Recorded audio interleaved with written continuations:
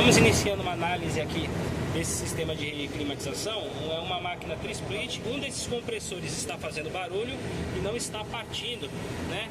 Nós conseguimos ver a corrente. Essa corrente é só do ventilador desse tri-split. E aí nós vamos analisar esse circuito para saber se o problema está no compressor ou no capacitor. Vamos fazer uma análise completa desse sistema para nós identificarmos o problema, tá? Então aqui nós temos a corrente do ventilador. Vamos ver o barulho que o compressor está fazendo.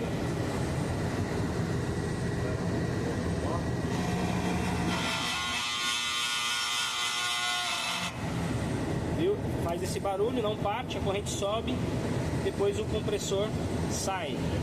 Então pessoal, vamos dar início aos testes, tá? Nós desenergizamos o sistema, identificamos, como é uma tri-split, nós identificamos que o capacitor do compressor que estava fazendo barulho é esse terceiro, né?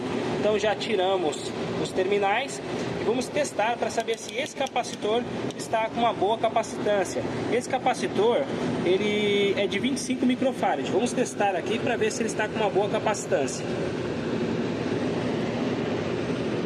Podemos ver aí que ele está com 25 microfarad, ou seja, o problema não é o capacitor, tá? O problema é que o compressor está com travamento mecânico, então ele está tentando partir e não está conseguindo partir, tá?